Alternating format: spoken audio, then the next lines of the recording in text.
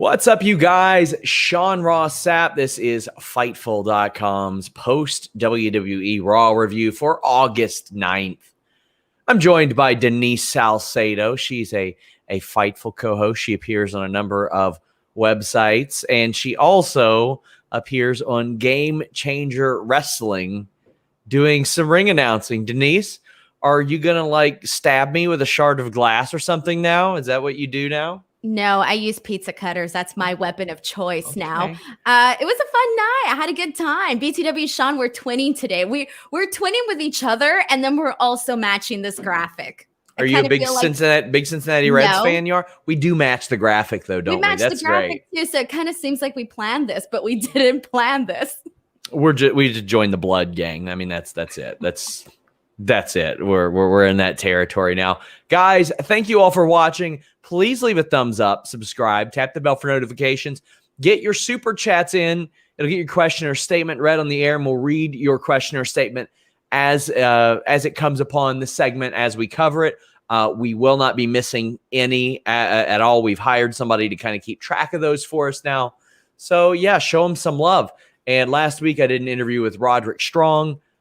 Of all the people I'm dropping an interview with this week, Duke the Dumpster Droese. And I know some of you, well, first off, some of you are going, who? And some of you are going, why? Why? Because I wanted to. Who? He was in the WWF between 94 and 96. He feuded with Triple H. He was one of Triple H's first feuds. He told me that he was high as a kite during the WrestleMania 17 Gimmick Battle Royal, told me that if he went to WCW or ECW, he would have died, and then told me a story about why he didn't want to put over Stone Cold Steve Austin. It is a fantastic interview. He's been through a lot. Make sure you guys check that out. You're always pulling up some very random interviews, Sean. I love it. This is such a cool job. I think you have the most random interviews out there.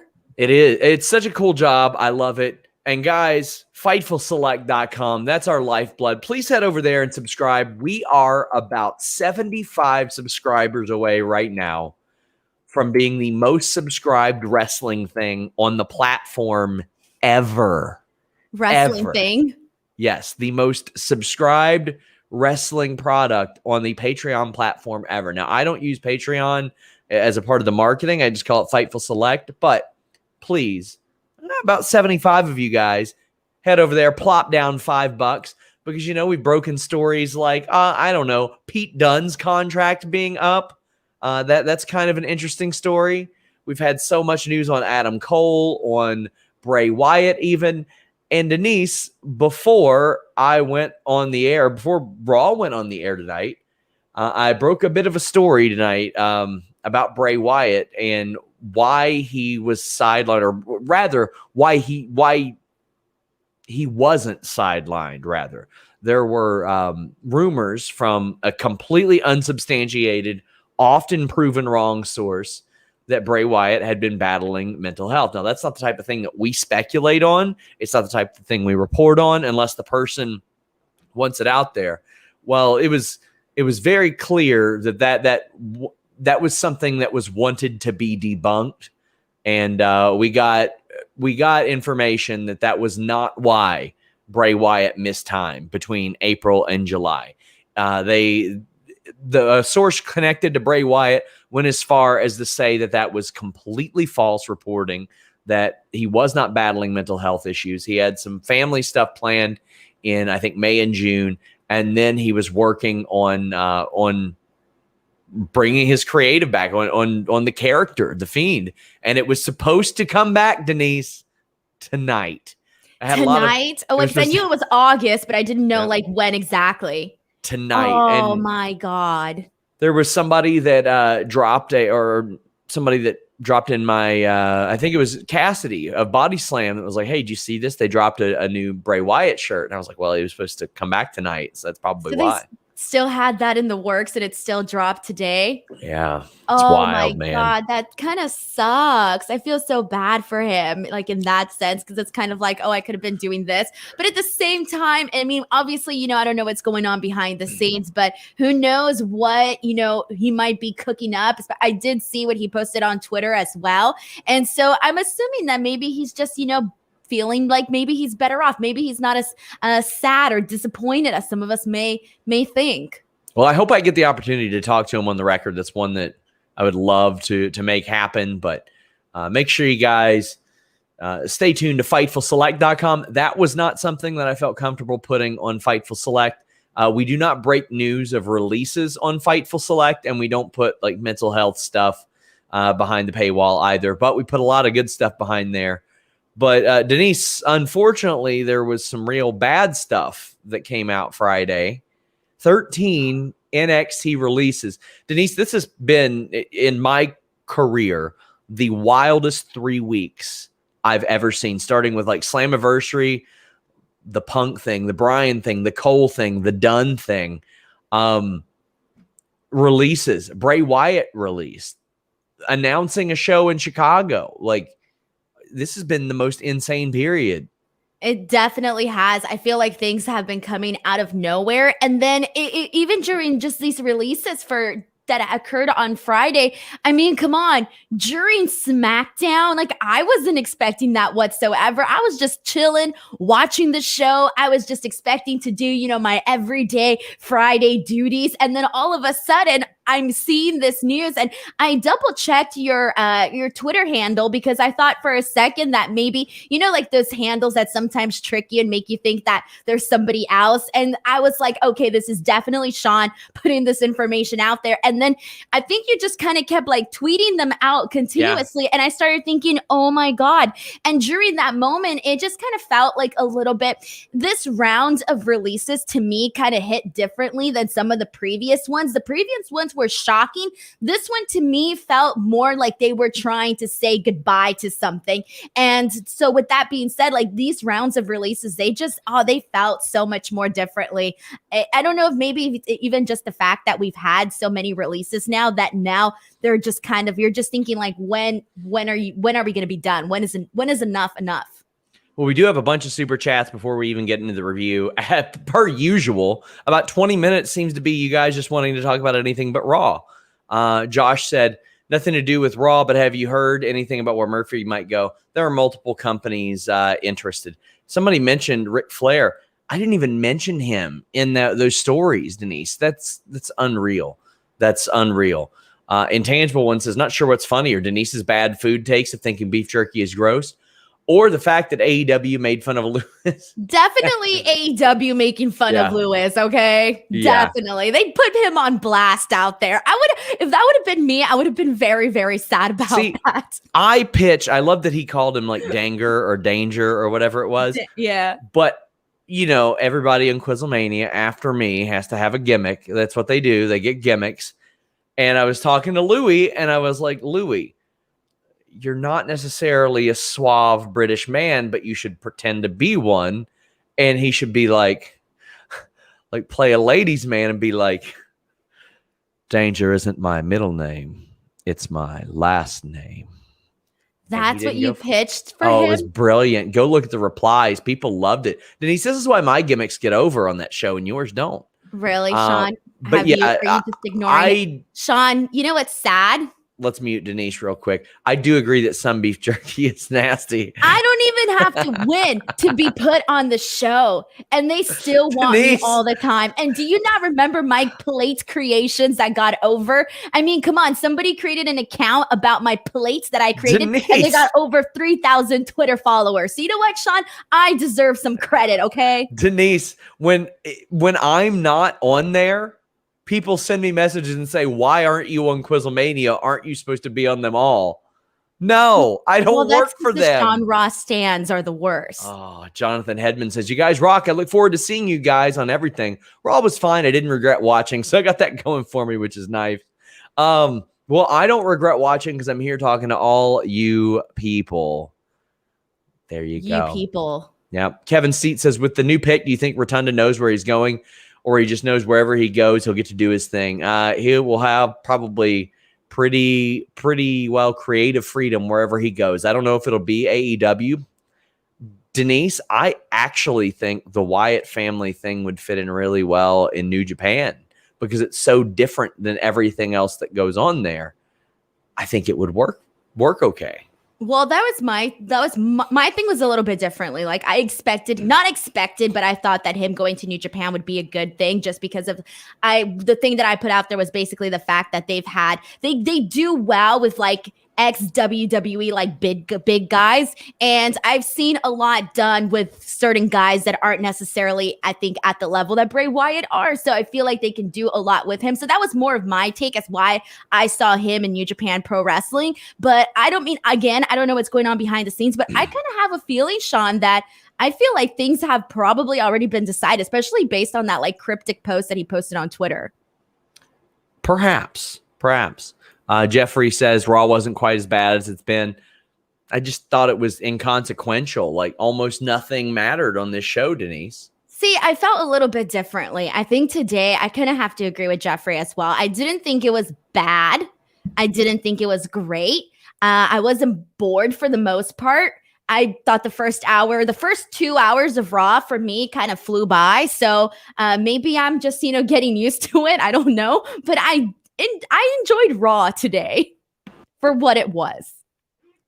I think because Orton came back, I was like, okay, there's one thing that matters, but they were so desperate to get people to just like show up and tune in that they had to advertise it beforehand. Imagine the pop if they wouldn't have even announced it. That would have been pretty cool. I didn't take any notes today on Raw. Everything's going to be everything's a repeat. My memory today. I haven't been taking them for 2 months, and we've had our best shows. Dang. Cliff Beard says Denise and SRS wearing Team Canada colors, both of them Team Canada confirmed. I've been Team Canada, buddy. I miss that place so much. No, sorry, Team USA. Oh, wow. Actually, that's nothing to be proud of. Ron sends a tip for the Super Chat Wrangler. He's doing very good. James says, Danger, Denise, homie Sado. Oh, I like that. I guess I don't know. Somebody says, what is Allform? Well, it's wonderful modular furniture. Allform.com/Fightful. Make sure you guys check it out.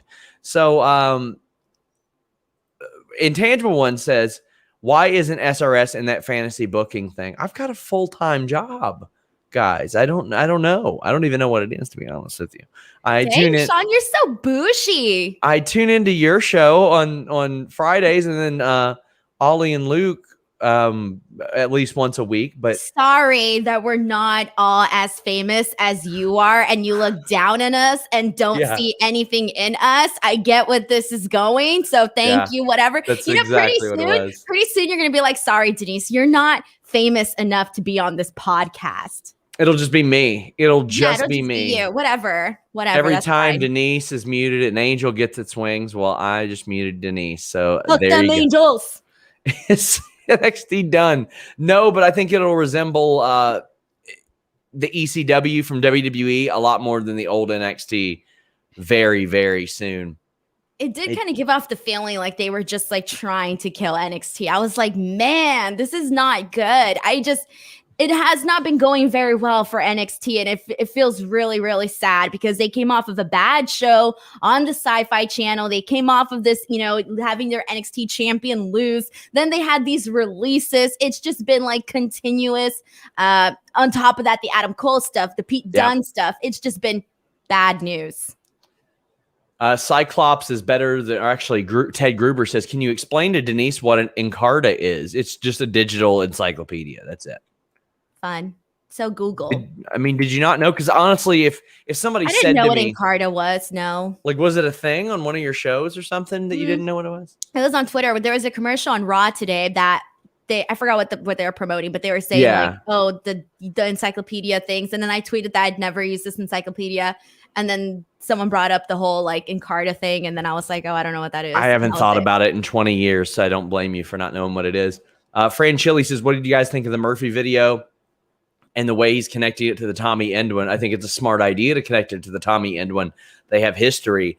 I would love it if he just popped up on Rampage soon. Sorry, I don't mean to cut you off, but I like the fact that, given that he's an athletic guy, you can even argue that he doesn't have to go into like, creating this massive character for himself or whatever he is planning. But I kind of like that he's adding this new element to, something that we haven't seen from him before.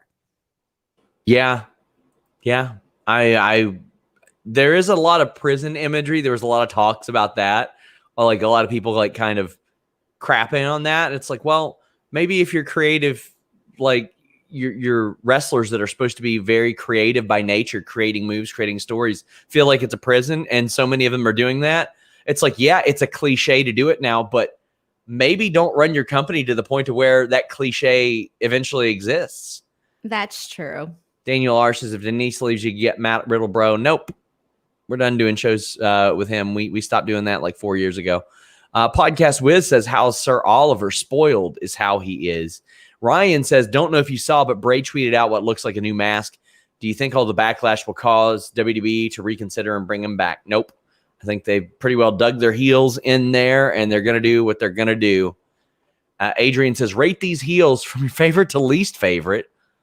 2001 Stone Cold, Ministry of Darkness Undertaker, 03 Rock, 11 Punk, 99-01 Triple H, 90 Shawn Michaels. Okay, 99-01 Triple H, probably my least favorite, and it was still good. Oh, dang. Everybody hates Triple H on that. I was a big fan of that. Ministry Taker was my least, then 99-01 Triple H, then 90 Shawn Michaels, then 03 Rock. I thought that was great. 11 Punk, and my favorite was Stone Cold in 2001 because he was funny as hell. So sue me, guys. But yeah, let's not do too many rankings here. I'm surprised you answered that one. Usually you get pretty sassy and you're like, oh, I'm not yeah, gonna answer that. And I was like, wow, Sean actually answered it this time. We don't usually in a good mood. We don't usually do rankings and fantasy bookings, and we're 15 minutes into the show. But like, what are we going to talk about? Raw, the same matches that we already talked about? No, probably not. We got people talking about Dakota Kai losing to Aaliyah on main event, saying that's the final straw. Vince hates NXT. We've got Res Dog saying, hey, they got Dakota losing in the main event, so let's bury both belts. Wonderful way to promote this NXT TakeOver show, Denise. This is concentrated sabotage at this point. What the hell? Sean, that sci-fi show, I think it was night 2 and week 2 and they're on sci-fi. Yeah, when they played the Dakota Kai vignette, the whole video where she's cutting her promo and all of that on what she did to Raquel. That was the number one thing everybody wanted to talk about on my post show. They didn't really care about anything else other than Dakota Kai. She was the most over thing for that night, the most over person, the thing people cared about the most. And a lot of people want to see Dakota Kai become champion. Like, a lot of people don't seem to be feeling Raquel as champion. And this is one of their storylines that they actually have something going here on NXT Dakota and Raquel. So the last thing that you want to do is take away any sort of credibility from Dakota Kai, because we all know that she's worked really hard to even get to this point and get to the point where she's having this this feud with Raquel that actually means something. I completely agree. Chris Brown says, update on the Iconics. They've got some interest from at least one company that I know of. Yeah. Draven says that AEW commercial during Raw, they pop up sometimes, localized ads. JoJo says, where's Asuka? Did they forget they have more than 3 women in the Raw division? I can't remember who else is in the division. That's bad. Well, that's what they do. They get really lazy. They take people off TV. I don't know where she is. I don't know if she's healthy or any of that. I'll see what I can find out, but they really, really need to, they really got to book more people in that division. She was forgotten about when she was champion. And now that she's not, I'm not surprised she's forgotten about again. Somebody asks if we'll ever team up to face up GIR on Quizlemania. I don't know who that is, but anytime they ask me to team with Denise, I'm sure I will. We've got Cyclops saying, I'd rather hear about how Oliver's day has been than Raw. Hey, you didn't post anything for International Cat Day. Did you? I was waiting for your post. Don't you have like 20 cats? I've got 6. You should have taken a picture. I was waiting for that.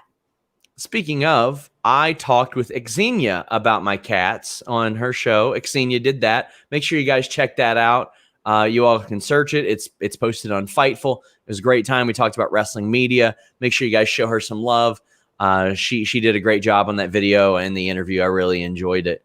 Cody Erickson said they ran a promo for The Fiend in the arena. Yeah, I saw that. Like wrestlers talking about how much they enjoyed The Fiend. Oh, man. That's a little interesting. Why do you think they would do that? Is it kind of like a ha-ha? I don't know. No, not at all. I think it was just an oversight. Norm says Eddie Kingston on commentary and BTE trolling WWE made my Monday. This year, Raw was good. I don't. Stay juicy, Fightful. When was that? I haven't watched BTE or him on commentary yet. I'm going to. Somebody says SRS no sells going in Raw. No, I don't. I love going in Raw. I love those guys. SRS is a crazy cat lady. I've never heard that one before. Jordan Scott says, when there's only one good thing on a 3-hour show, I can't be bothered to watch live, but we'll watch you guys live to see if I delete the recording straight away. Buddy, you can watch YouTube and you're going to be all right. Clear that space up in your DVR. You'll need it for something else. Yes, Brandon, we did say Dakota Kai lost to Aaliyah. And let's get into the show after these. Billy B. Bad says, shout to Mark B. Donica for co-starring in the Buddy Murphy vid. I don't understand the reference. But somebody asked if Triple H is being forced out. No, but they're not making it easier for him. Not at all. And a big shout out to Colin Hedden and Christopher Brown for sending super chats. Greatly appreciate it. But let's go ahead and start with this show. Sean Blanford saying, just a friendly reminder that SummerSlam's in 12 days. Glad to see Raw getting everyone excited for the second biggest show of the year. Well, what better way to do that than using the brand-to-brand invitation, Denise? Did you remember it was still a thing? No. But I figured you would. I was like, I'm not going to worry about it because I figured Sean would have something to say about it. Well, I do, and I'm fine with it because it's a rule. They instated it on the show. Do I think it's lazy? Yeah, but they created that rule within their show, so whatever. I'm not going to complain about that. Baron Corbin pops up on Raw. So the thing is, they can get Baron Corbin on Raw, but they can't get John Cena on Raw or SmackDown last week, by the way. He has now been on 3 shows in dark matches. 3 shows in dark matches and not on TV. And I've had people say to me the following. Well, maybe it's a budget thing. Maybe they can't afford. Yes, they can. Whatever. That is the most ridiculous thing. He's there. Put him on camera. Had people say, well, don't you care about the brand split? John Cena is a free agent, homeboy. He can do whatever he wants. Well, why would they have him on there if he's feuding with Roman Reigns? Why they got Baron Corbin on this show? Why are they doing that? Sean, is there a reason why they're not putting John Cena besides maybe they don't have anything for him to do or say? They're not good at booking wrestling. That's why. That's the reason. See, that just baffles me because they did this whole promotion, this whole marketing thing about Summer of Cena. And let's be real, John Cena is not a guy that is, very often available. And now that his career is even going to that next level, he just keeps, getting more popular and more popular. I can't imagine how much more they're going to be able to do these Summer of John Cena's in the future. Somebody says the brand split stupid. No, he has been. Sorry to shit on your regular chat, buddy, but I covered SmackDown before there was a brand split, and it's a hell of a lot better now than it was then when I was watching the same Sheamus Dean Ambrose match that I watched on Raw 42 times. No, the brand split was not stupid. It helped out a lot of people. They just book it very, very poorly. Daniel R says Cena was in Suicide Squad, right? Like, he's famous.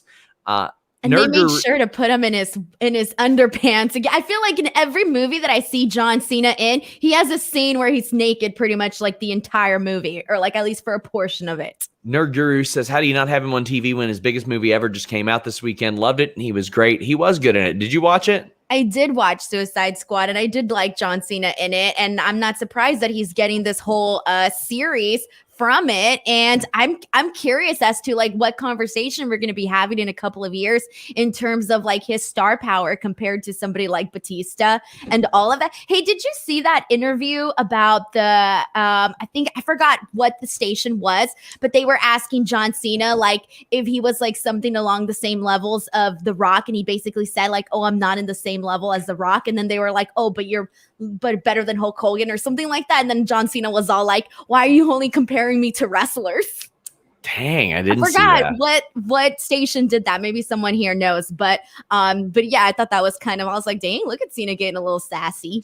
Resdog said they should name it the Summer of Cena Dark Matches. Yeah. Brandon says, I tried to explain to my brother how WWE operates. He was completely perplexed. Thank you, Adrian, for the super chat. If you've got a question or statement, Luis will take it down for you. But you've got Corbin out there saying he's trying to make more money. Jinder Mahal offered him money to take out Drew. I like that. It gave me a reason for Baron Corbin showing up here. And it's so funny. Baron Corbin hasn't been on Raw in like 2 years, but he still faced Drew McIntyre on Raw back-to-back years. This match was all right. It was what it was. And I'm glad that Drew wasn't just cutting a promo on him like, you're pathetic, you're a loser, yada, yada. It's, you're a pathetic loser because you have been a giant dickhead for the last 5 years. And that's why I don't feel bad for you. Not, haha, you're poor. Because that's not a very babyface thing. But Drew is like, you are reaping what you sow. This is karma. You were a giant piece of crap for a very long time. And then he beat up Baron pretty badly. Sean, what have they been doing with Drew the last couple of weeks? He's either had his history lessons or he's been wrestling Shanky, all right? Oh. So I'm sorry, but this match with Baron Corbin was an improvement on what they've been doing the last couple of weeks, which is kind of crazy to say that that's an improvement, but it was. I actually enjoyed, I've been enjoying the Baron Corbin broke, his life is falling apart storyline on SmackDown. I actually think it's been one of the highlights, so to speak, on SmackDown. And so I didn't mind it here on Raw because I thought that they explained it well. And there was even a part of me that was about to question the fact that like he's so broke, but yet he's getting from town to town on these shows. But they addressed it. They never do that type of stuff, Sean. They actually addressed it and said that he was staying in the production truck. I thought that was pretty hilarious. So I liked the interview that they did with him prior to the match. I thought that was pretty funny. Then I did like the fact that, Drew McIntyre sort of gave him kind of similar to the whole thing that he had with John Cena, Baron Corbin, where John Cena was about to give him money, but then, he was kind of like being a douche about it. And again, he did so tonight. So I thought that was pretty funny. And you know what? I agree with Baron Corbin. Everybody can use 100K. Seems like a reasonable amount. Drew, in the middle of the match, goes, what do you need to get you through the next few days?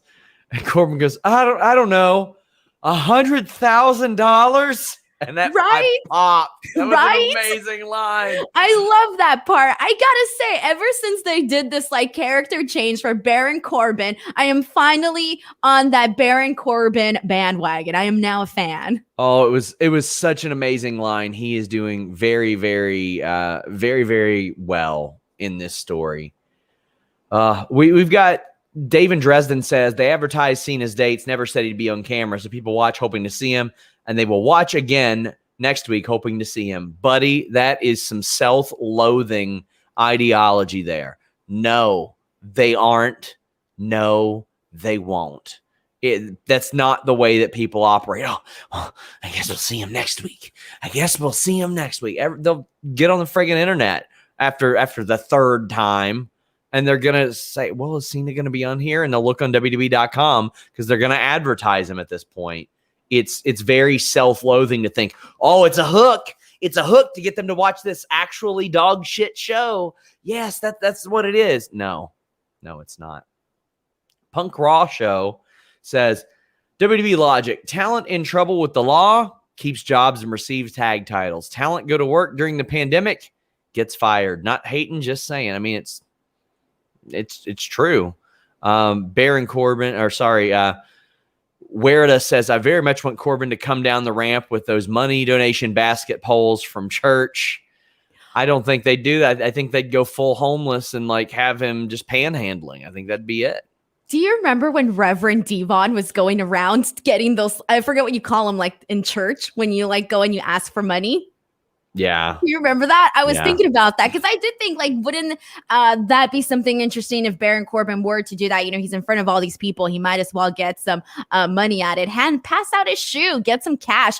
And I really hope that they keep this going all the way until past SummerSlam, because at Las Vegas, they can have so much fun with this Baron Corbin character. Yeah. They can have him gambling. They can have him auditioning to be in Chippendales. I don't know. There's a bunch of different things that they can do with Baron Corbin in Las Vegas. Cyclops says, how has Corbin not asked Grimes for money yet? That's what I want to see.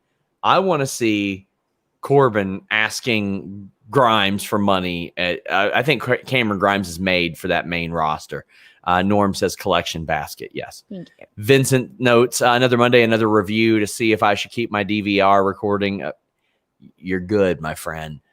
Nerd Guru says, have you all seen the Ciampa Gargano slander that them being in NXT so long may be why they're killing it? That's crazy to me. It is very crazy to me, but maybe those people that are complaining won't have much to worry about for very long. So there you go. But yeah, I think that's crazy. I loved their faster paced style. I enjoyed it to the 2015, 2016 style. There you go. Drew said someone should try to cheer up Corbin by reminding him that DDP lost it all in WCW and eventually bounced back to some of the best years of his career. Yeah, but he had a benefactor. Kimberly Page was his benefactor too. Josh Baker says a good way to have people tune in next week is to have Cena do something entertaining this week, maybe even with a rising star that needs the rub. Yeah, Denise, you don't just like not have somebody on the show and go, yeah, that'll get them. That's not what they're doing. I just don't know why they're doing it. It's as simple as even doing, something with, I don't know, Damian Priest. I mean, they did that little bro thing with him and Matt Riddle. Keep it going. Might as well. He, again, like you said, he's there. Everybody likes those odd interactions that you kind of don't expect from the show. Those tend to be a highlight. So do that with him. I don't understand the Chippendales reference. I know that Kenny King was one, Phil. Terry Allen Jr. says prediction for content from WWE 2K22 at SummerSlam. Probably nothing. I hit him up last week to ask them if they were having their stuff delayed, and they said we have no information to share at this time. Well, we ran back Jeff Hardy and Karrion Kross, so this match was supposed to take place a couple weeks ago, but Jeff Hardy was sidelined. Jeff Hardy was supposed to win again, Denise. So at some point, they decided, well, we're going to have Karrion Kross lose, win. This is a match. It's a match that happened and existed, and it's a match that we're going to see again, Denise. Karrion Kross got the win. It was fine. What changed, though? That's what I'm trying to figure out. It's just there's too many questions here because there was the whole have him lose and then, have Scarlett come and she's going to help him start winning matches. I just don't get why Scarlett couldn't be there from day one. Like what? She couldn't go to Raw? Like it just doesn't make any sense. And they got to fill those gaps if they're going to do something like this. And now, him essentially, having this win over Jeff Hardy, like I just don't understand the placement of it all.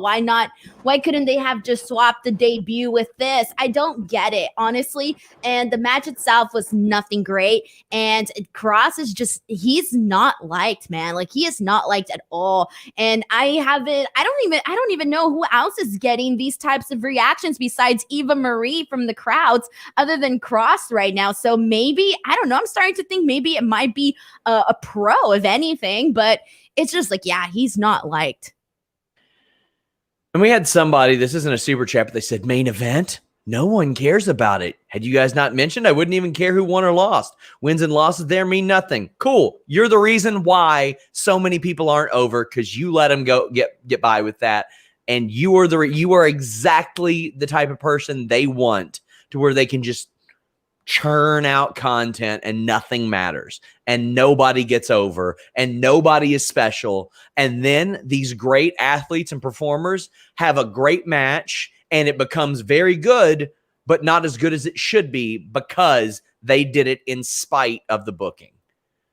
John says Fuego is more over than Karrion Kross. I mean, sad, but true. Yeah. Did we see the Wrestle Talk bingo card? I see it. I see it right now. I'll have to take a grander look at it after the show, though.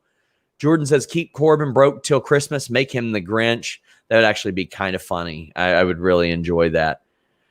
So, guys, get in your super chats. Now that we are deep into this review, they have slowed down. Big shocker. People don't really want to talk about Raw, Denise. That's really sad, actually. And you know what's else is sad? I actually tweeted today that we were like 12 days away from SummerSlam, and I posted like, oh, if you guys are there, come see me, right? Just your basic ordinary tweet. And every single comment on that, or like a lot of the comments that I saw, not every single one of them, but a lot of them were just the people saying they just don't care.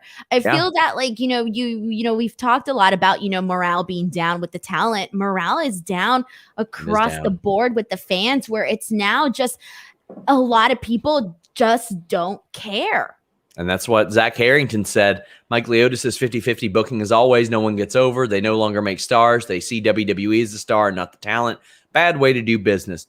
To me, when you make more individual stars, it stacks your show and more people want to tune in. And that's just not what they're doing. We were talking about this, Luke and I, really quickly, is that we were talking about the fact that it kind of feels like they don't want anybody to get bigger than the brand. That is true. Yeah, that's been like that for a while. Exactly. And that's the problem, too, is that, they need to let people go out and, do more stuff, have them get popular, have them, have those bring in a new type of audience to the product by having your wrestlers, do more stuff outside of the company too. And I mean, it's just, I don't understand the thought process. Cyclops says Lily blinking gimmick is more over than Cross. Well, boy, let's talk about this dog shit. She had people chanting Lily. I was what? You know what else they had people chanting? We want Wyatt. Yeah. That's what else they had people chanting. This match existed and it happened, and we're talking about a doll here. We're talking about a doll right now. That's where we're at this point. There are so many people that I've had that'll drop a message. They'll be like, "Oh, you really would have hated the Undertaker in the early '90s or Papa Shango." Yeah, if I was a grown adult, I probably would not have thought that Papa Shango was a great gimmick. I probably wouldn't have. I probably would have given more leash to Undertaker. This ain't it. This is not the Undertaker. This is bad. This is a doll blinking and a wrestler going, "What? Oh no." So Sean, you saw, if you were to see one of the doll bling, you're telling me you wouldn't be surprised? I'm just playing devil's advocate here. Okay, you know what? You're right. I would go, what? Based off of all the distractions that we've seen, Sean, based off the 1 million distractions that we've seen on Raw, sadly, this is probably one of the most legitimate ones. A doll blink. In storyline, Sean. In storyline, you're seeing a doll blink or wink, excuse me. She was winking, BTW. I'd probably be like, WTF is going on over there? I watched somebody get shot with a missile last week and rolled up. Okay, come on. Fine. All right. But there's been some where you're just like, how the hell did he even get distracted by that? Okay. Like, come on. There's other things. There's been some really dumb distractions. This one's dumb. Don't get me wrong. I'm not even arguing that here, but I'm just trying to tell you that at least maybe this one could be a little bit. You're not a doll, Sean. Oh, I am a doll. Okay. And she wasn't winking. She was winking. Super chat, how much of a doll I am, everybody. Let Denise know that Sean is such a doll. That you can't. Now you're going to get rolled up by your psycho clown mask. Sean, you can't even wink properly. You got to take winking classes. Yeah. Okay. Mark Arsenault says, can't chat about Raw. I only watch your review. Young Drizzy says, when will this Lily stuff end? Is the plan for Eva versus Alexa to happen at SummerSlam, or is there no planned end game? Guys, there was no real plan for Eva to wrestle, period. That was like a swerve. Like, that's the gimmick, is that she doesn't actually do anything. So what happens after Dewdrop? What happens after this? They don't know. Where are we getting to with this, Sean? Me? Denise, from they burned the Fiend alive without having any idea how much the suit was going to weigh, how he could wrestle in it. You think that they've got Alexa and Dewdrop and Eva Marie planned out like some master storyline? I'm not saying that I think that they do, okay? I'm just saying, what the hell is next? What are we going to be seeing next if she's never supposed to wrestle? Is she just going to get released? Like, what the hell? What's going on? Oh, I hope not. I hope she doesn't. That's what I'm saying. What happens next? I'm a doll. Sean is a doll. Don't need Blue Chew and SRS, does that. Got here late only to find SRS and Denise repping Raw colors. Didn't know you guys loved the show that much. Please don't ban me. That's how proud we are to cover Raw, man. Look, see, I don't even remember. Okay, all I'm trying to get at here is that it wasn't the worst distraction, but it was the worst distraction. And also, I don't know what they're going to do with this whole Eva Marie Dewdrop situation, because it's just sad. They're not coming across as likable, not even in a good way. We have people saying that it's hard to care when AEW exists, says Brian. And I was trying to pick up a super chat, but it just got, there we go. Yeah. I keep up on Raw by watching you guys. 3 hours of the same matches that mean nothing every week is just too much, says Dungeon Draft. Man, I'm stumbling all over my words. Dungeon Master 5. This the guy that does voice acting? Really, guys? Really? Yeah, I had a tragic voice acting accident a couple weeks ago and lost my voice, Denise. Why don't you be a little more sensitive? That. No, I'm not. Why don't you muted? Jordan says Eva wrestles Lily. That's what's next. I can feel it. Oh, Denise, I could see it happening. They are going to do, I'm starting to think that when they bring Scarlett in, if they do bring her in, I don't know if they are, whatever, but if they do, my prediction is that they're going to do some sort of like bewitching spells, like between Lily and Scarlett and then Alexa Bliss. And then, I don't know. Maybe I should have put that out there in the universe, because now if it happens, everyone's going to blame me. I'm just trying to get into the head of Raw Creative. Not only is SRS a doll, he has that babyface fire. Oh, God. I don't even want to think about that right now. Anyways, I'd rather watch rematches than see babyface Sean Ross Sapp. Brandon Charles Powell says he's still waiting for Alexa and Scarlett to shoot fireballs at each other in a match. And, of course, SRS is a doll. Yes, I am. I don't know what their plan is for Scarlett. I've heard a bunch of different stuff. So it's hard to really nail down what the hell is actually going to happen. She's going to come in and feud with Lily. Mark my words. It will happen. She'll lip sync the stuff that Lily says. Sandra says, haven't watched WWE in a very long time, but I love watching your reviews. At least something good does come from Raw, you guys. I mean, I appreciate that so much, Sandra. Like I said, I'd rather cover bad wrestling than do anything else. I really, really enjoy it. So I appreciate you saying that. I got it. Lily turns on Alexa Bliss and teams up and aligns herself with Scarlett. Bam. That's what's happening. Oh, Jesus. Eva versus Lily wrestling. I've got money on the doll. Oh, they'll for sure put the doll over. For sure. This is sad. We're actually having this discussion. Do you not realize how far we've come that this is what we're talking about? Well, what fortunately, for Lily. There's some people that are talking about you at GCW. Rob Reed says dropping $5 for the Deathmatch Queen, Hollywood, Denise Salcedo. And Cisco says, Denise, you were great at GCW. Will you be back next month? Are you going to New Japan? Okay, so first of all, I hope that I'm back. I was asked to do the Las Vegas show, but I can't because of my schedule. So I was asked back. Now I'm just hoping that maybe I'll get booked on some of the other shows that fit on my schedule. So we'll see what happens. I really enjoyed ring announcing for GCW. It was a lot of fun. It was very different. And I don't think a lot of people expected this from me. And so it's very exciting to see people's reactions. You did a great job. People were chanting Hollywood at me, Sean. I didn't know how to react. I was like, thanks. Not surprised. Surprised. We have Res Dog saying, I'd rather watch Perry Saturn wrestle Moppy than see Eva wrestle Lily. Well, of course, Perry Saturn's a good wrestler.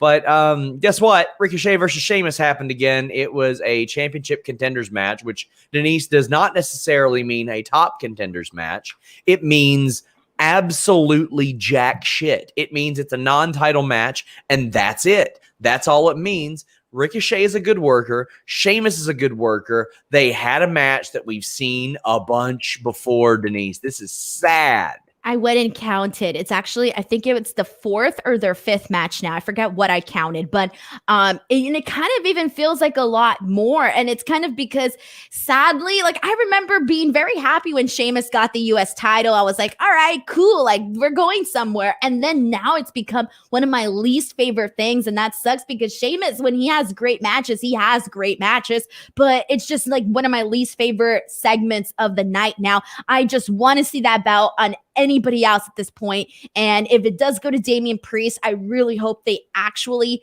but I already know it's going to be Damian Priest versus like the same exact people that Sheamus was wrestling and 100 times at that. Yep. And it's like, okay, I'm glad that Sheamus won this match. but he lost to Damian Priest 2 weeks ago. Yeah, see, it's like, I don't really know what to say. Why couldn't he have just won against other people? And then Damian Priest won against a bunch of people. I'm so glad that Damian Priest is winning matches.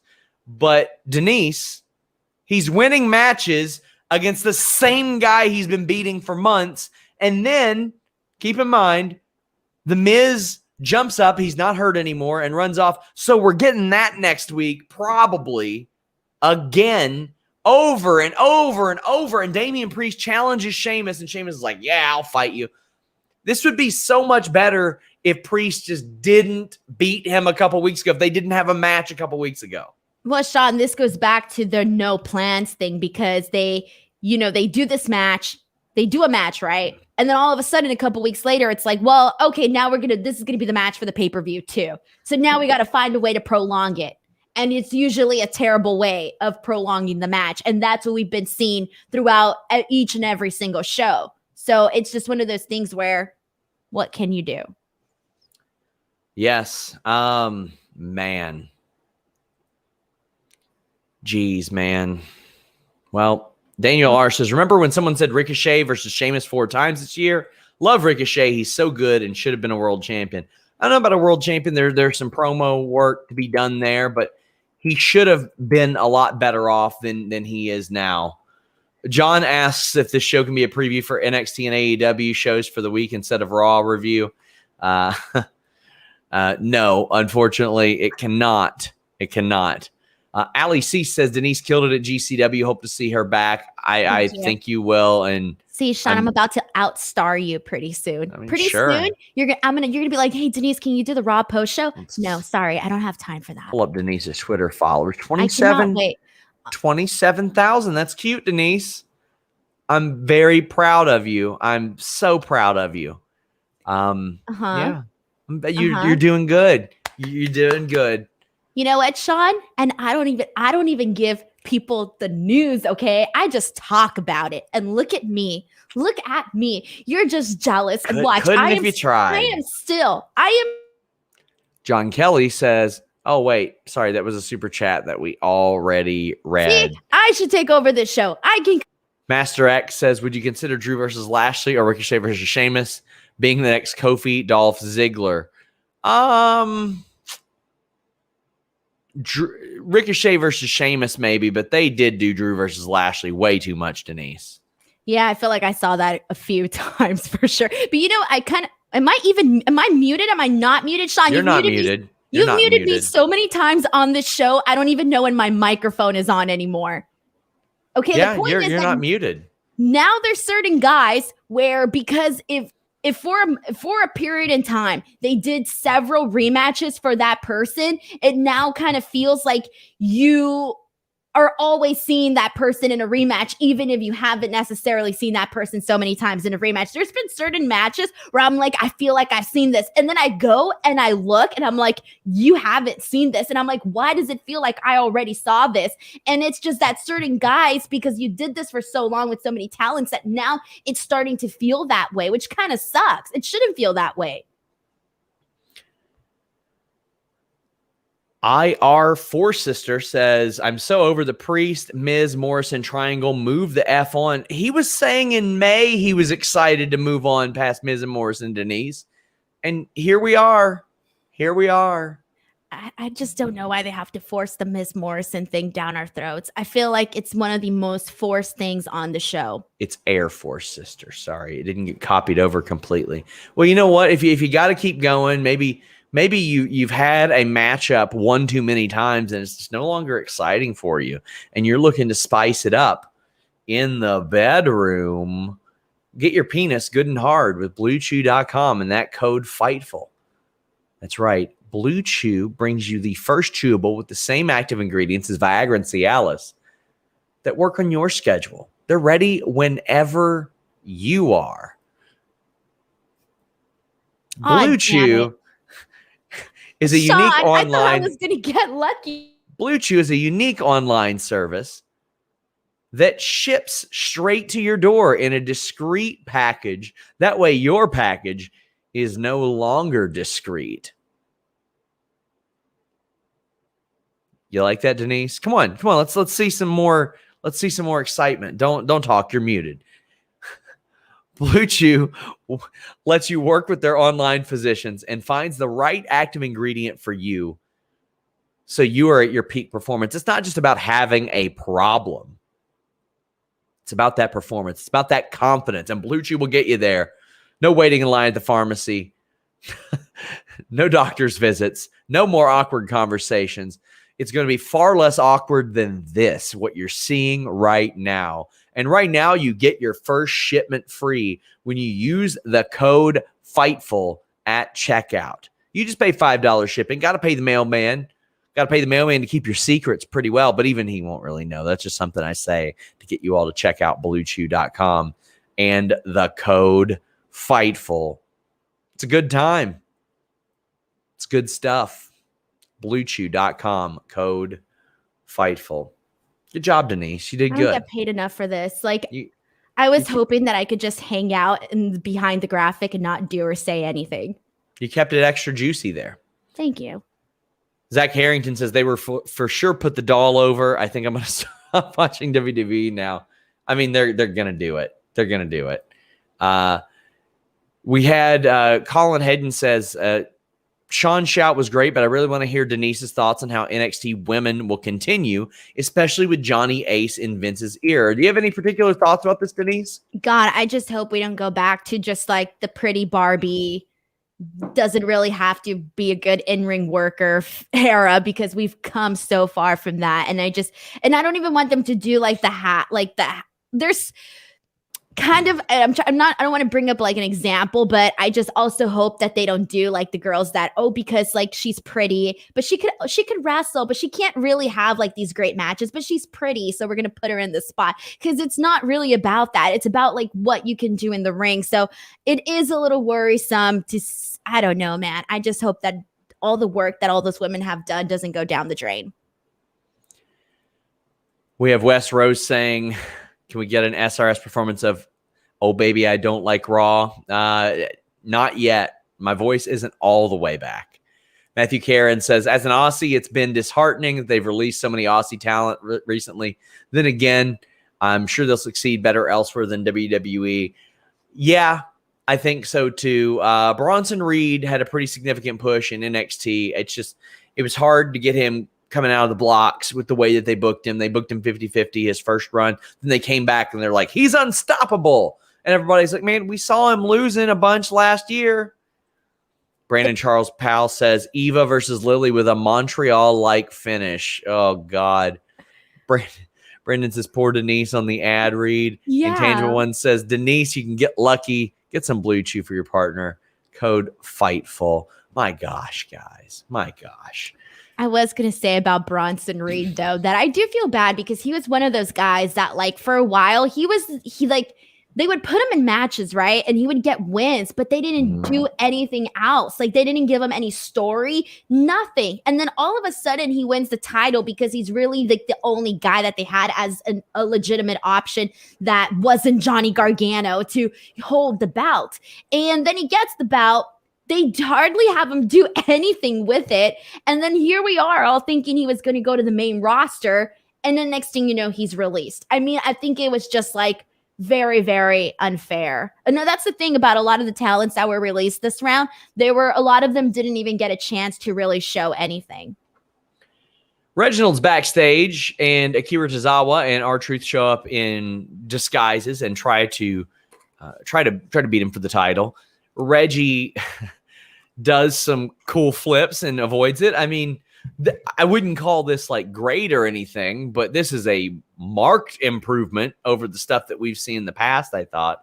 How are you feeling about Reggie? So this is definitely going to be the TikTok segment of the night. Like, this is going to be the one where they're not going to do it for us, the viewers. They're not going to do it for the people in the audience. No, this is going to be the TikTok segment of the night. And they basically told you today by promoting the fact that they got 33 million views on TikTok for Reggie's entrance. This is what they want, like hood clips to share and stuff like that on Instagram and all that, and get people to go, oh, what's that? I don't blame him. Daniel Brown says it's 2021 and the best thing on Raw is Reginald. He's booked well. He's booked really, really well, Denise. Wish they would do it for other people, but you know what? I'm glad they're at least doing it for him. They need to, if anything was going to spice up the 24/7 championship, this was definitely it. And I prefer at least being surprised with some creative, impressive spots every week, than the same old thing that we were seeing with the 24/7 title. At least now it could kind of be that like, ooh, ah moment of the night. Guys, we're heading down the home stretch. Make sure you get your super chats in. We would greatly appreciate it. Nerd Guru says, I really hope Becky is heckling this bonehead company to step their shit up before she comes back. Because if I'm her, I don't think this is okay. Yeah, it's uninspired and it's lazy, Denise. If you're Becky Lynch right now, Sean, let's say you're Becky Lynch and you're looking at the roster. Is there a woman where you're like, oh man, I can't wait to work with this girl based on how they've booked her, not based on her ability, based on how they booked her. There really isn't anybody. Honestly. I agree. Anshu says, is NXT done? Nope, not done, but it ain't going to be the NXT you came to know and love. Burberry Load says, so don't have any cares about Raw. Any news if Rampage is going to be on Fight TV or how international viewers will watch it? Yes, it will be on Fight TV. They announced that today. Mustafa Ali lost the T-Bar. Casey Heenan says, I enjoy Mansoor and Ali's newfound tag team. What do you think? Well, I'm so glad they're a team. Ali, all of a sudden, is all super happy with Mansoor, even though they lost last week. Unusual shift there. I still loathe them jobbing Ali out there in his hometown because, like, does anybody in Orlando give a shit that he got beat up in Chicago? No. But somebody in Orlando might hear him get that reaction in Chicago and go, wow, listen to that. Maybe there's a reason to care. Well, he got beat by T-Bar. This was fine, but he lost. And then Mansoor cleared the ring after that. So I'm willing to see where it goes. It's just they've already ran this into the ground. 3 weeks, 3 matches, but I will there's no creativity behind it. There isn't creativity behind it. It's the same thing, but at least it was an entertaining squash to say the least. Mustafa Ali took a beating, and it was at least fun for what it was. I liked T-Bar essentially tossing him like a frisbee against the barricade. I thought that was pretty fun, but I mean, other than that, did this get them more over? Nope. There was nothing that they did today that I would say got them more over. Their backstage segments have gotten them more over than this did. Daniel Brown says, I live in Vegas. Where can I find you guys SummerSlam weekend? Please don't tell me at SummerSlam itself. SummerSlam itself. That's where I'll be. I'll be around Vegas Thursday, Friday. I'll be near the stadium. I'm staying close there. But yeah, we'll be around, I'm sure. I'll tell you where you can find me Friday night. You probably parked in front of my phone watching AEW Rampage. Music Guy says Gargano, Ciampa are over 30 and not tall, so are they going to get released from the new NXT glorified 205 with bigger wrestlers? Stay tuned is all I can say about that. Nothing's out of the realm of possibility these days. That's where I'll put there. Fear and Loathing says, is the upcoming takeover going to be like the last Nitro? No, it's going to continue. Norm asks, why is he still T-Bar? I thought Vince liked big guys. We could have had at least 10 Keith Lee matches by now. I'm sure he likes T-Bar just fine, or else he wouldn't be on the show. It's just nobody's going to get over. He doesn't like anybody else enough to get him over. I can't figure it out, so I got no comment. I ask people that are close to the booking all the time. They don't know. They don't know why Vince books things the way that he does anymore. They know that there has to be a change, and they aren't sure why he won't change it. And that's really it. Adrian says, remember when they spent weeks building up Riker to keep him off TV ever since? Also, how bad will they botch the Elias rebranding? So, Elias had a vignette, threw his guitar in a fire, and it says, Elias is dead. Yes, Riker has not been on TV since then, so it's a good thing they put him over, Denise. Hard. They did book him strong, and now he's gone. Now he's gone. He hasn't been on the show at all since then. They had him go undefeated against Elias, and he has just vanished. You know, he's on main. happen, He's right? on main event. By the way, he is on main event. He's on main event being Cedric and Gulak, so he's being booked strong. Jackson Riker has won every match he's been in since the beginning of June. You know what's going to happen, right? Elias is going to get rebranded. He's going to come back as whatever he's being rebranded as, and his first feud is going to be with Jackson Riker. And he's going to lose. He's going to lose. Exactly. That's exactly what's going to happen, which is just really, really sad, and I hate myself for putting it out there. We'll see how this goes. I don't have any faith in anything they really put forth, but I think Elias is a smart enough performer to hopefully make it work. Hopefully. JW Pringle says, I've said it before, I'll say it again. WWE is booking like they're performing in a high school gym with folding chairs and a $2 beer. They need Blue Chew to help Raw get up and over. Ain't that the truth? Blue Chew. Yeah. We had the Bobby Lashley MVP segment. Josh Baker says, don't care about the story, but MVP gave a master class in stopping the what chant, switched up his cadence like 5 times whenever they tried. He's so good, Denise. He tried, but it didn't work towards the end. They got him at the end. Well, that, you know what, if they want to be dipshits, they can be dipshits, but he did really good at switching it up and avoided it for a while. I mean, the show is probably worth getting a what chant. I loathe them. But what did you think of the message and the Lashley and MVP promo? I think given the fact that, you know, again, they didn't have Goldberg there tonight and they didn't have like a face-off or anything like that, I thought they did a very, very good job of hyping the matchup. And a lot of that was credit to MVP and that awesome promo that he cut.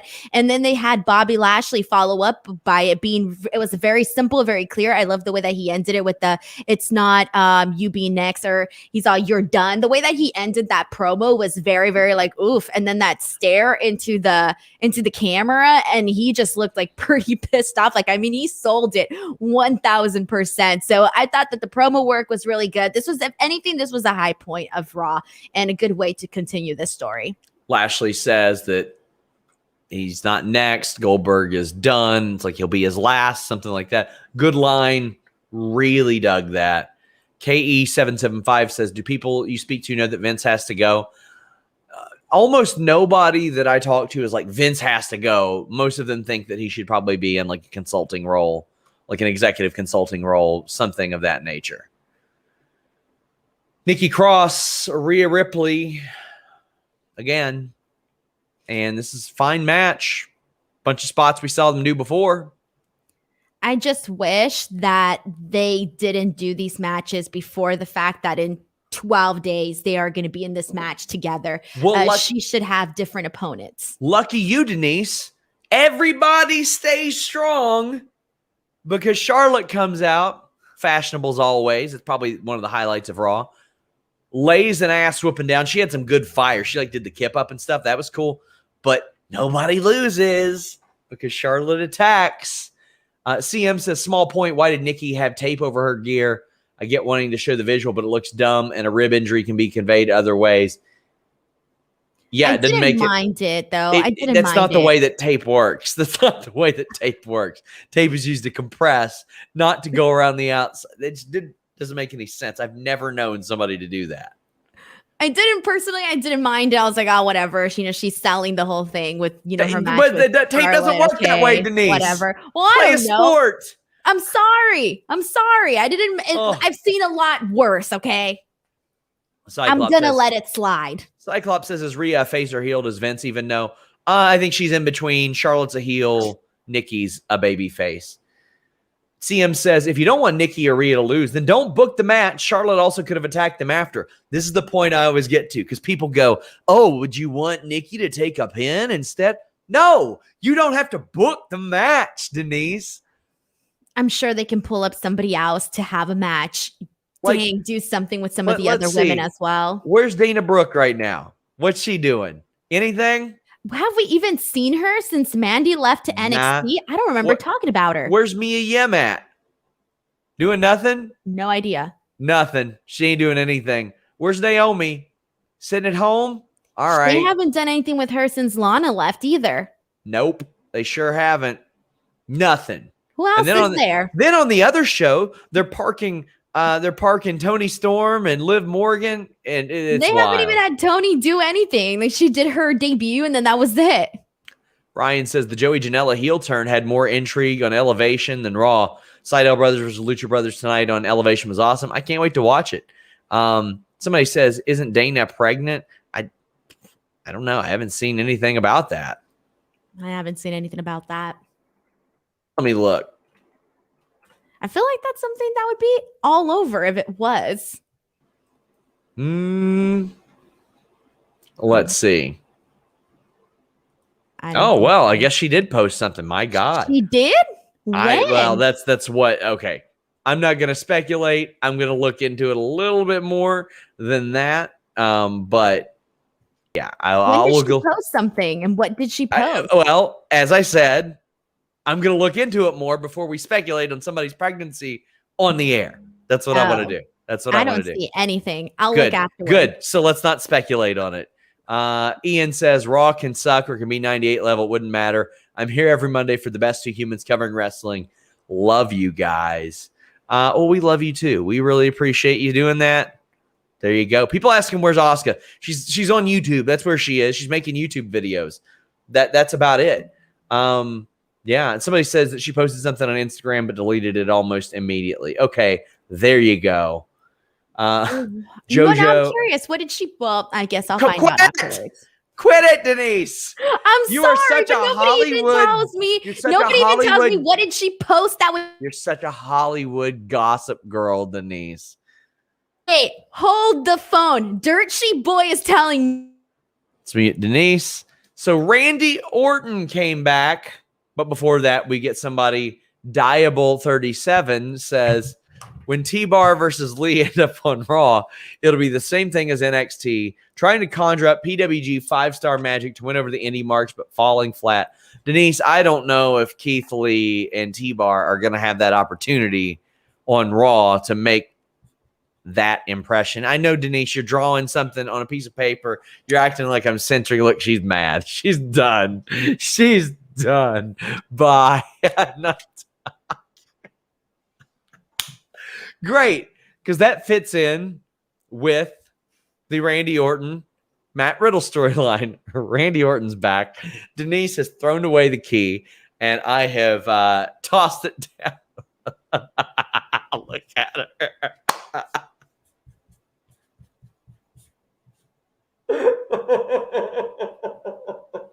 She's so mad.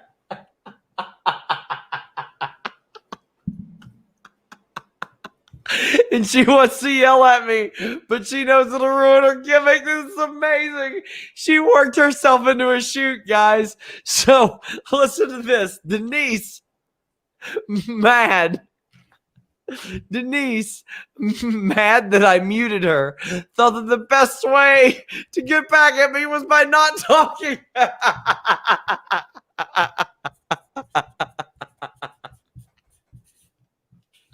Oh my God. Oh God. I don't pay you anything. Jimmy does. Oh no. Oh Jesus Christ. You're going to make me lose my voice again. Oh God. This is amazing. This is amazing. This is what I've dreamed of forever. Denise not talking on the show. Hold on, I'm going to mute her so you can't hear her writing either.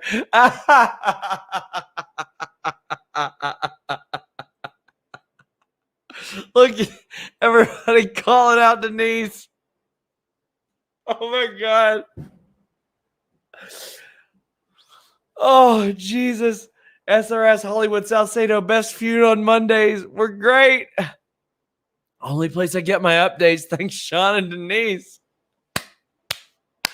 Oh my God, guys. Oh, people saying Fightful Select is worth the money. All the scoops, it's worth the money. I got to pay Denise somehow. Robert says, thanks, Sean, for all the great reporting. Keep it up. Denise, I've become such a huge fan of your shows and all your analysis on wrestling. Denise, do you want to address this person verbally? Denise. Movie Nation says, do you see Raw changing its set or sticking with the same old stuff? I think they'll wait until they for sure know that they're back on the road before they go and do that for good. Follow says, what does it say you day? It says you pay. Denise can't write. Josh says the Post-its are no selling, Denise. Give me Jimmy's number. No. Wait, I just punched the bully in the face, guys, and now she's mad. I have rights. Oh, Jesus. So, Nerd Guru says, Randy helps with this show is still boring. Can't deal with the women's title programs. The same shit every week. Nikki Ash isn't working. Well, Randy Orton did work for the live crowd. Holy cow. Did he ever?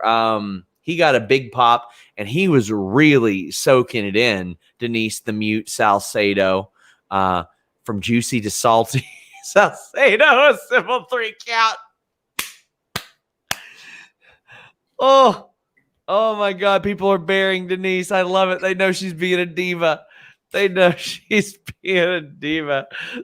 being problematic and hard to deal with behind the scenes. They know it. I'm going to report it. So Randy Orton comes out. He does not want to team with Riddle at all. And we get like the really childlike, oh, you don't want to team with me, bro? You don't want to team with me, bro? And he's like, why would I want to do that? You're doing just fine. They talk about his stepdad and all that stuff. Denise, do you have anything to add to this? I'm going to come back. I have prayed. I have talked to the Lord. You do have the right to remain silent. Calmed me down. Okay. And you talked to me. You talked to the Dong Lord.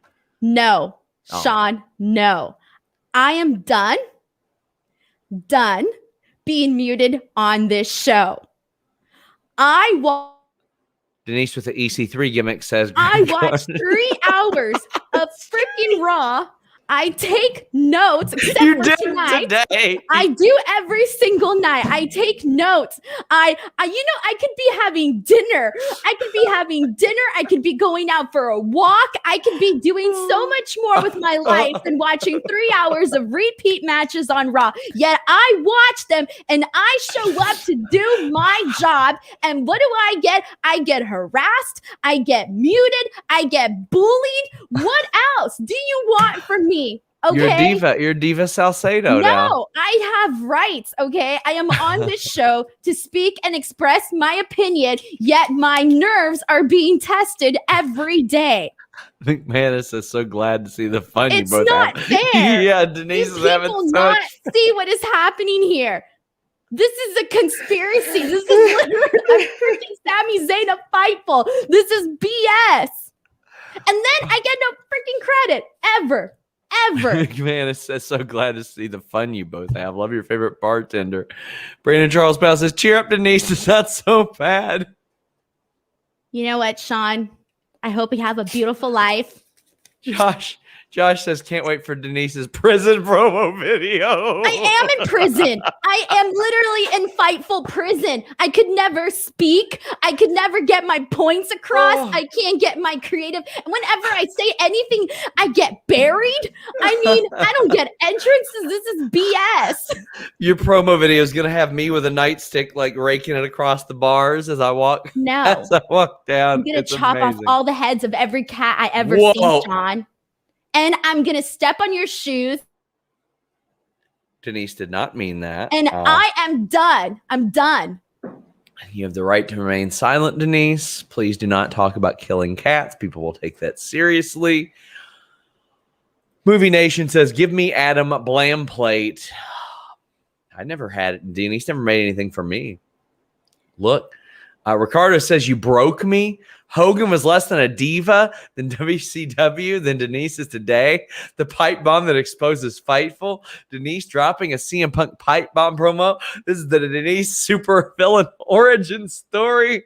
And now I'm even more pissed off because you pissing me off is making you money. This is BS. You see what I mean? I get used here. I get used on this podcast to make Sean and Jimmy money so that Jimmy money, not Sean money. make the people money so that you could afford. Kyler, please clip this and put this on Scraps. Matt and Caleb says this is the better feud than anything on Raw. Oh, our super chats picked back up. What a performance from Denise. This ain't a performance. What are you talking about? Cue the American national anthem behind Denise's speech. Jordan says Denise now knows what it's like working for WWE. Oh, Denise, you thought you dodged the bullet. Not so fast. I got you covered. J.K. Schwal says, no joke. Posts on her forehead. Sean, what the frick? You know, I actually really take care of my post-its. I go out of my way to find the good colors that inspire me. And you're making, you know how much these cost? These are expensive. You had so much room to put them on that big ass head. Denise is about to give you. I haven't even got to the segment. What'd you think about Randy Orton and Riddle? I don't give a damn about this. I don't give a damn anymore. I'm done. Why do I have to give you my opinion? Why do you don't even value my opinion? I could go out here and say that I thought the RK Bro thing was great, but you're not even going to care. Why are you going to care? I thought it was a harmless segment. Later on, we got AJ coming out, and Ricardo says RKO to AJ was sweet. Some would say too sweet. I liked the match. It was fine. The finish was incredible. Denise, do you have anything to say about this match? Yeah, I think that Matt Riddle's really funny. I think that I'm sorry, you just really upset me and threw my train of thought out of the way. I'm trying to remember what the hell happened on Raw. Denise, you always have Luke. What about me? What about Denise? So you made me forget everything. The cat comment popped me. Not the cats, Denise. Denise was the baby face till the cat comment. Denise, Jimmy Van refusing to get muted again. Time to bring on a real journalist, SRS. It seems like people are siding with me. John Alba. John Alba tries so hard to be like me. It's really sad, actually. Well, he chimed in on John Alba. He says Denise owes you money, or Denise owes him money for a Diet Coke. I don't remember. Intangible One says Denise is cutting a You People promo. Denise is shooting harder than I ever bleaching. God damn. Oh, jeez. Pipe bomb from Hollywood Salcedo. You are MDK Salcedo now. That's what it is. I'm literally trying to comment on this RK Bro thing. All right. Matt Riddle was really funny. Can you stop? I'm so distracted right now. I can't even think about what I saw. You want people to stop saying that you're about to drop an All You People promo? SRS and Denise doing a double turn? What's life? This is amazing. A pipe bomb from Hollywood Salcedo? Dude, that's not even the half of it. If I really started with my goddamn pipe bombs, everybody would... Denise is talking Jericho. It's gonna be wild. Denise will do Renee's show. They're pals. If I ever go on Talk is Jericho or Renee's oral sessions, I will literally expose the truth about Sean Ross Sapp, the environment that I work in here at Fightful, how I'm always treated like garbage. I love that this happens during the only good segment of the show. Oh, Jesus Christ. So did they break up? Are we done with RK Bro? I don't think so. I thought they broke up, but everybody was telling me that I was wrong. I don't think so because Randy was smiling. I think if he was mad, then it would be different. But I think it's just him teaching him a lesson, like it's you got to watch your back, kid. I'm a snake, yada yada. And he did it. Randy Orton did hit Riddle with the RKO at the end of the show. But I don't think they're broken up yet. I thought they were broken up. I feel like this is it, but I guess not because everybody was telling me like, no, that's not, doesn't seem like what's happening. So I clearly am too dumb to realize that that's what they were going for. Well, I wouldn't say that at all. Fola says hats off to Denise for the heel turn because I don't care about Raw at all right now. Billy B. Bad says Denise is going to cut you, bro. I don't doubt that. I'm friends with Nick Gage. I can just dial a number, Sean. Sure you could. Well, you know what? I'm friends with Matt Cardona. That's funny. I'm friends with Matt Cardona, and he kicked Nick Gage's ass. So what are you going to do about that? Sean, you don't know me. Okay, sure. You don't know me. You don't know the kind of people that I know here. You don't know this. Okay, this is the most odd super chat I've ever got. Shove it up, Sean Ross Sapp, sap of the maple kind behind. Wait, listen. What? Listen. Listen, I don't know about that. Somebody says Denise's RF video shoot's going to be fire. She wouldn't do an RF. Nobody with any dignity should be doing RF video shoots. Not with that POS. 813 Car Guy says, I must watch Raw live. I'm fast forwarding through most everything except RK Bro. Ultimately, Denise, the match was not that consequential, but his return was. The RKOs he tossed out. I mean, people will remember that AJ Styles RKO, and they're going to remember the Riddle RKO. I just don't think they're split up yet. I actually thought that opening segment of Raw was really good. I thought it got straight to the point with Randy Orton, with Matt Riddle, essentially. Matt Riddle, I think, has even more so been nailing the whole, kind of like the bromance, but the ex-lover. There was a segment backstage where he was begging him, can I come out with you or can I be with you? This. I forgot what he was begging him for, but that was actually pretty hilarious. And so the more that they toe this line of kind of doing this jaded ex-lover type of thing, I think is pretty funny. But it doesn't matter what I think.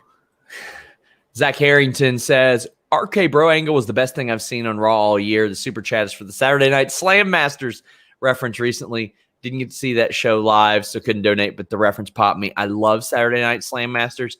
It's one of my favorite games of all time. You guys should seek it out. Omar Diaz says, Rye Randy, you broke my... I don't think they're splitting up. I just don't. And Mike Leotis says, I think there's more to tell in the story of RK Bro. Do you think they'll make up over some delicious Jimmy's Johns? I like Jimmy John's. I got Jimmy John's in Denver just because of those commercials. Did you actually started having Jimmy John's too because of that? But I like Jimmy John's. No, wait. No. It's working then. No, sorry, Sean. No, I messed up. It's not Jimmy John's. I hate Jimmy John's. No, wrong one. It's Jersey Mike's. I like Jersey Mike's. Jimmy John's was trash. I tried it and I didn't like it. I like Jersey Mike's. Jimmy's John's. No, it's Jersey Mike's. Team Jersey Mike's. Johnny Scars asks how angry giant poop will be tonight. Brandon Charles Powell says, I'm getting Hart Dynasty vibes from Denise. I don't know. I think she's got a new stable. Brandon says, Nick Gage is the wrestling version of Dirty Deeds done dirt cheap by SCDC. Watch out, SRS. I know who he is. I've met him. I've met him multiple times. Kevin says that Denise knows Alley Catch now. Watch out for knives. I know Alley as well. Oh, Sean, stop it. You're always like, I know this person and I know that person and I have this many Twitter followers and everybody loves me. Oh my God. Wait. Are you talking about how I have 94,000 I'm just Twitter done. I'm done, Sean. Every single time. I can't even put any of my accomplishments over because you literally have to step over all my accomplishments. No, that's not true. Put over your own accomplishments. Let me have some sort of spotlight. Damn. So listen, see what you're doing? You're taking my accomplishments and putting over your accomplishments. It's a real shame. It's a real shame to see you down this bad. Negan Mock says, did he subtly hinting she has a fiend of her own? Sergio says it's still better than working for WWE, Denise. Yeah, it probably is. Because if this were WWE, Denise, we would have the same argument next week and the week after and the week after and the week after. That's true. That's true. Well, actually, you wouldn't even see me if this was WWE. It would just be you, and I'd see my hand pop in every now and then. No, Denise would win an argument 2 weeks in a row, and then she'd be off the show for 3 months. Exactly. Thanks. 813 Car Guy says they're doing Elias dirty. I always used to love hearing the guitar thing and how much heat he got. Now he's dead. Where do you think they're going? This is our last super chat, by the way. Elias is going into his reputation era. He's going to go dark. Explain to us what that means. All right. So when he said that he was dead, that Elias is dead, immediately, if you're a Taylor Swift fan, you'll think of the when Taylor said in the Look What You Made Me Do song that she can't come to the phone right now because the old Taylor is dead. And so Kayla Braxton also posted that. And then I quote retweeted it, making a joke, it's like gimmick infringement. of what he did, right? So like a lot of people made the dots, right, to this. So when Taylor did Look What You Made Me Do and the old Taylor was dead, she went into this very, very dark period that, you know, was totally different from what she was prior. And so that is now what I'm assuming Elias is going to go do. He's going to go, you know what, Sean? No, because I'm already heated. And I swear to God, if you fuck with Taylor Swift right now or that Reputation album, I don't even want to say what I'm going to do, okay? Because I am done. I'm done. You know what? Find somebody else. Good day.